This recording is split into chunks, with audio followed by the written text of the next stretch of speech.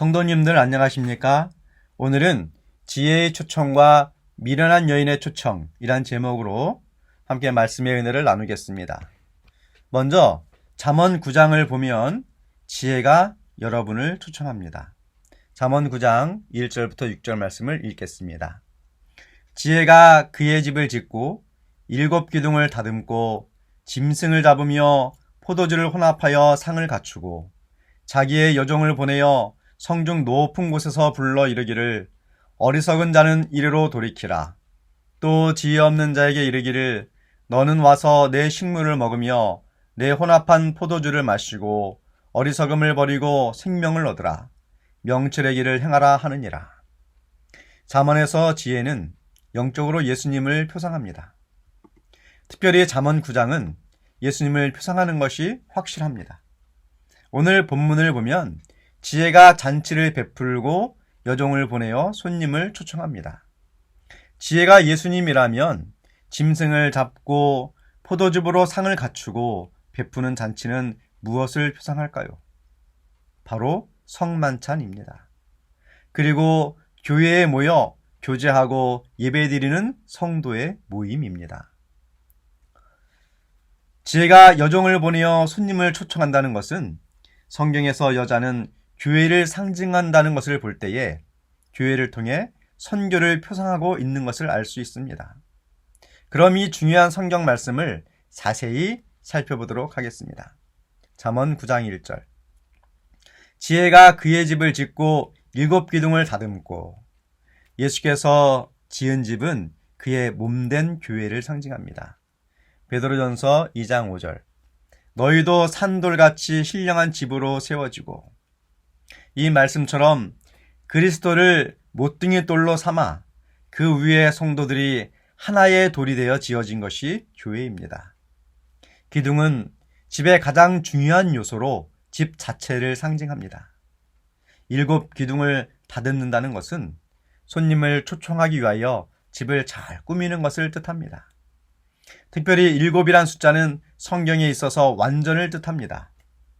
교회에 적용된 7이라는 숫자는 계시록에 나타난 7 교회에서도 볼 수 있습니다. 예수님이 모퉁이 돌이 되고 성도들이 산돌이 되어 세워진 교회는 숫자 7이 의미하는 것처럼 완전한 집입니다. 과연 이 교회는 무엇에 완전한가? 우리를 구원하기에 완전한 곳이고 미련한 자라도 말씀의 가르침으로 구원받을 자로 거듭나기에 완전한 곳입니다. 그리고 이 교회를 통하여 예수님은 영혼 구원을 위하여 간절한 애정으로 잔치를 준비하십니다. 바로 이 구원의 잔치는 예수님의 희생으로 준비된 잔치입니다. 잠언 9장 2절. 짐승을 잡으며 포도주를 혼합하여 상을 갖추고. 예수님의 십자가의 전날 밤, 그 식사는 유월절 식사였으며 그날 밤 예수님은 자신의 죽음을 상징하는 성만찬을 제정하십니다. 그날 밤 잡은 짐승은 하나님의 어린 양의 죽음이었고 그날 마신 포도즙은 예수님의 흘리신 피였습니다. 그것이 우리에게 베푸신 예수님이 준비한 잔치입니다. 고린도전서 10장 16절. 우리가 축복하는 바 축복의 잔은 그리스도의 피에 참여함이 아니며 우리가 떼는 떡은 그리스도의 몸에 참여함이 아니냐. 오늘 말씀에 포도주를 혼합한다고 했는데 어떤 사람들은 독한 술을 마시고 싶어서 포도주에 몰약을 섞어 그 도수를 높여서 마시기도 했습니다. 그러나 당시에 포도즙이 잘 보관되지 않던 시대라 혹시 변질되어 질 나쁜 포도즙이 될 수 있기에 보편적으로 물을 섞어 마시는 관례가 있었습니다. 가나안의 혼인잔치에서는 이러한 질 나쁜 포도즙 대신 예수님께서는 질 좋은 신선한 포도즙을 만들어 제공하신 것을 알고 계실 것입니다. 그리고 이렇게 자신의 희생으로 준비한 잔치에 우리를 보내어 사람을 초청하라고 하십니다. 잠언 9장 3절 6절 말씀. 자기의 여종을 보내어 성중 높은 곳에서 불러 이르기를 어리석은 자는 이르로 돌이키라. 또 지혜 없는 자에게 이르기를 너는 와서 내 식물을 먹으며 내 혼합한 포도주를 마시고 어리석음을 버리고 생명을 얻으라. 명철의 길을 행하라 하느니라. 잔치에 올 손님을 초청하기 위하여 여종을 보냅니다. 신약에서도 천국 복음의 초청자로 종들을 보냅니다. 마태복음 22장 1절부터 3절. 예수께서 다시 비유로 대답하여 이르시되 천국은 마치 자기 아들을 위하여 혼인잔치를 베푼 어떤 임금과 같으니 그 종들을 보내어 그 청한 사람들을 혼인잔치에 오라 하였더니. 자, 그런데 잘 준비된 이 훌륭한 잔치에 오늘 본문에서 어리석은 자와 또 지혜 없는 자를 초청합니다. 신약에서는 만나는 대로 선한 자나 악한 자나 다 초청합니다. 마태복음 22장 9절부터 10절. 네 거리 길에 가서 사람을 만나는 대로 혼인잔치에 청하여 오라 한데 종들이 길에 나가 악한 자나 선한 자나 만나는 대로 모두 데려오니 혼인잔치에 손님들이 가득한지라. 어리석고 지혜가 부족한 자를 초청했습니다. 그리고 선한 자나 악한 자나 다 초청했습니다. 그리고 와서 내 식물을 먹으며 내 혼합한 포도주를 마시라고 합니다. 이 말씀은 세상에 어떤 사람일지라도 그리스도의 구원의 복음을 깨닫지 못할 만큼 어리석거나 지혜 없는 사람이 없다는 것입니다. 선한 사람으로서 또는 악한 사람으로 평판이 나 있을지라도 그리스도의 구원의 복음을 깨달을 것입니다. 혹 세상의 이익에 유혹되어 거절할 뿐입니다. 그리고 예수님의 구원의 잔치에 초청받은 사람들은 그들이 어떠한 사람이었든지 지혜이신 예수님을 믿고 따르면 구원을 받게 될 것입니다.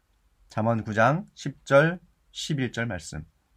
여호와를 경외하는 것이 지혜의 근본이요 거룩한 자를 아는 것이 명철이니라. 나 지혜로 말미암아 네 날이 많아질 것이요 네 생명의 해가 내게 더하리라. 여기서 예수를 믿고 구원받은 사람들은 네 날이 많아질 것이요 즉 장수한다는 뜻이고 생명의 해가 더하리라. 이 말씀은 생명력이 넘쳐서 건강한 행복한 삶의 날들을 뜻하는 말입니다. 구원받은 사람은 진정 건강하고 행복한 장수를, 더 나아가 영원한 생명을 얻는 구원을 받을 것입니다. 이와 반대로 잠언 9장 후반부에는 미련한 여인의 초청이 있습니다. 잠언 9장 13절부터 17절. 미련한 여인이 떠들며 어리석어서 아무것도 알지 못하고 자기 집 문에 앉으며 성읍 높은 곳에 있는 자리에 앉아서 자기 길을 바로 가는 행인들을 불러 이르되 어리석은 자는 이리로 돌이키라. 또 지혜 없는 자에게 이르기를 도둑질한 물이 달고 몰래 먹는 떡이 맛이 있다 하는도다. 미련한 여인은 곧 음녀를 가리키는 것이기도 합니다. 성경에서 여인은 순결한 교회를 상징하고 미련한 여인, 음녀는 타락한 교회를 상징합니다. 또한 이 여인은 어리석어서 아무것도 알지 못하고 하나님의 완전한 지식과 지혜 없이 아무것도 모르며 오히려 바른 길로 가는 행인들을 꾀어 부르는 타락한 교회인 것입니다.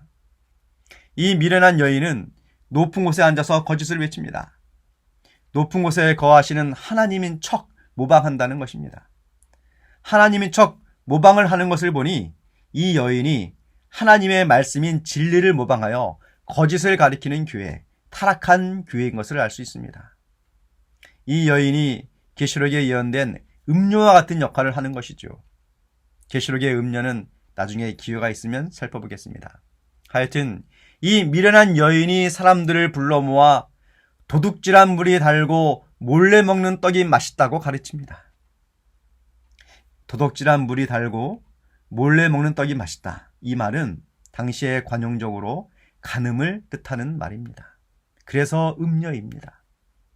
하나님을 믿지만 우상을 같이 숭배하는 음행한 짓을 행하는 타락한 교회입니다. 자기뿐만 아니라 하나님의 성도들에게 가르칩니다. 결국 잘못된 교회를 다니면 그 잘못 배운 지식과 지혜로 구원을 얻지 못하고 사망에 이르게 되는 것입니다. 잠언 9장 18절 마지막입니다.